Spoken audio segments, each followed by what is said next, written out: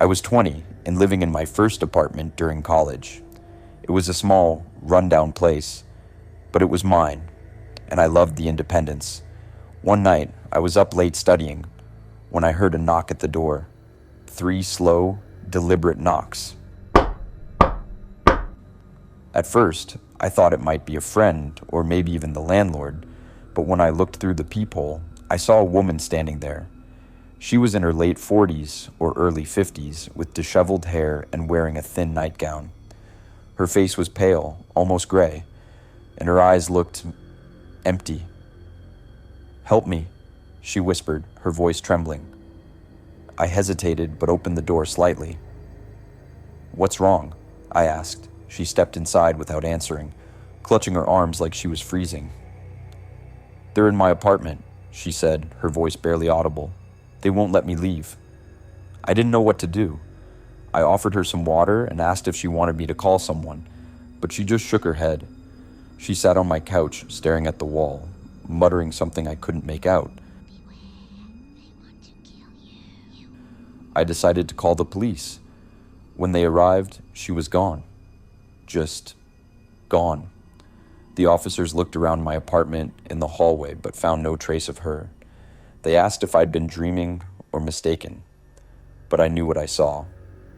The next morning, I couldn't shake the feeling of unease, so I decided to check the apartment next door.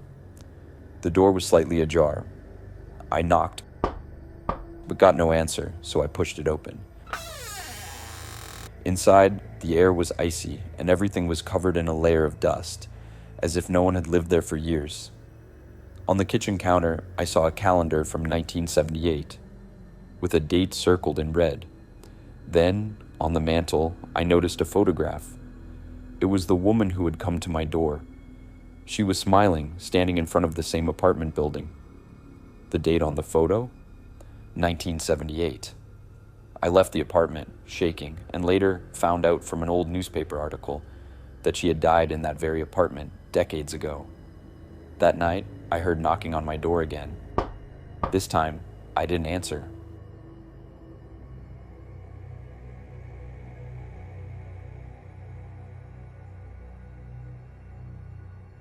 I was 24, working as a nurse during my residency. Long shifts and late nights were the norm, but one night stands out, a night I'll never forget. I was walking home after a double shift, too tired to think straight, when I decided to take a shortcut through the woods. It was a familiar path, one I'd used many times, but that night, the woods felt wrong. The usual hum of insects and rustling leaves was replaced by an eerie silence. About halfway through, I heard it. A whisper. At first, I thought it was just the wind, but then it came again, clearer this time. "Turn back." I froze, my pulse quickening. "Hello?" I called out, my voice shaking. No answer. Just more whispers, overlapping, coming from all around me. "You shouldn't be here." Panic set in, and I started walking faster. The whispers grew louder, more insistent, as if they were chasing me. Then I heard footsteps. Slow, deliberate footsteps that matched my pace. I turned, but there was no one there. My heart raced as I began to run, branches whipping against my face, my breath coming in short, sharp gasps. The footsteps grew faster and closer until they were right behind me. I didn't dare look back. When I finally broke through the trees and onto the street, the footsteps stopped. I turned, and the woods were still, silent, but I could still hear the whispers, faint and distant, as I reached my apartment.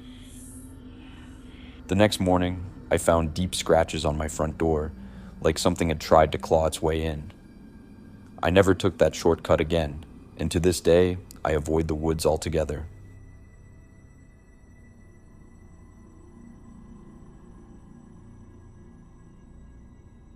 I was 22, on a road trip with my boyfriend, Liam. We were driving through the middle of nowhere when our car broke down. With no other options, we ended up at this creepy old motel that looked like it hadn't been touched since the 70s. The receptionist was this strange old man who barely looked at us as he handed over the key. "Room 13, he said with a smirk. "Don't let the noises bother you." That should have been our first clue to leave, but we were tired and had no other options. The room was freezing and the air felt heavy, like we weren't alone. That night, I woke up to the sound of footsteps. Heavy, deliberate footsteps pacing above us. At first, I thought it was just another guest, but then I remembered. The motel was only one story. I shook Liam awake and he listened with me. The footsteps stopped, but then came the knocking. It started on the door, then moved to the walls, and finally, the ceiling. We huddled together, too scared to move. Then we saw it, a shadow gliding across the wall, even though there was no one there. It stopped by the mirror, and for a moment, we saw a face staring back at us, a face that wasn't ours. By morning, we were ready to leave. We confronted the receptionist, demanding answers. He looked at us, his face pale. "Room 13 was sealed off years ago," he said. "No one's supposed to stay there." When we pressed him, he told us the story. Decades ago, a man had checked into room 13 and was never seen again. Guests reported hearing noises and seeing shadows, so they closed it off. Somehow, we had stayed there. As we drove away, I glanced in the rearview mirror. In the reflection, I saw the motel shrinking into the distance. But in the window of room 13, there was a figure watching us leave.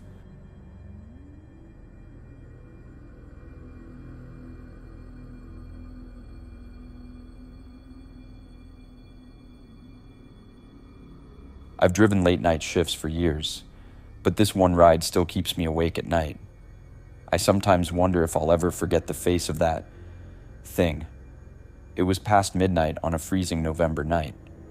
I had just finished a long shift, hoping for one last fare before heading home. That's when I got a ping from the outskirts of town, a desolate area with nothing but empty streets and old warehouses. When I arrived, no one was there. I double-checked the app to confirm the pickup location. Just as I was about to cancel the ride, my passenger appeared. She was a woman dressed in a dark coat, her face hidden beneath a hood. Without a word, she slid into the back seat. "Where to?" I asked, trying to sound friendly. She whispered something I couldn't hear. "Sorry, can you repeat that?" She finally muttered an address, miles away in a part of town I'd never been to. Her voice was flat, emotionless. It felt wrong. As I drove, the silence became unbearable. I tried making small talk, but she didn't respond. She just stared out the window.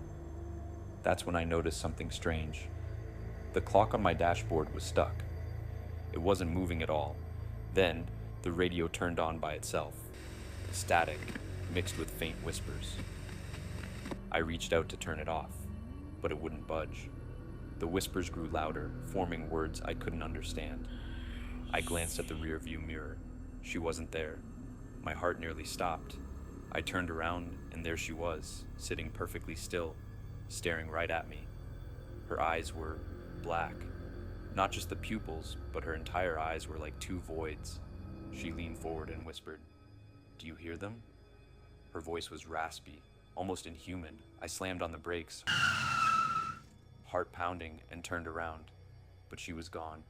The back seat was empty. No footprints. No sign anyone had ever been there, except for the icy patch on the seat where she'd been sitting. To this day, I'll never drive in that area again. And sometimes, when I'm alone in the car, I swear I can still hear those whispers.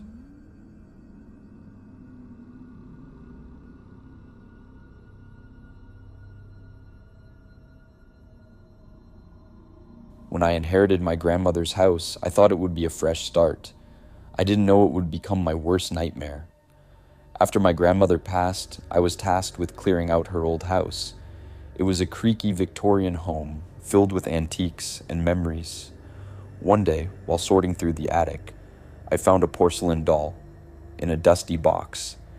It had piercing blue eyes and a faded, frilly dress, I didn't remember ever seeing it before. I felt a chill holding it, but I shrugged it off and set it on a shelf. That's when things started happening. At first, it was small things. I'd leave the doll facing one way, but when I returned, it would be looking somewhere else. I thought I was imagining it. But then, at night, I began hearing faint laughter. The kind of giggle a child makes when playing hide and seek. I called my best friend, Claire. "You're just stressed," she said, trying to calm me down. "It's probably your mind playing tricks on you." I wanted to believe her, but deep down, I knew something was wrong. One night, I woke up to the sound of tiny footsteps outside my bedroom door.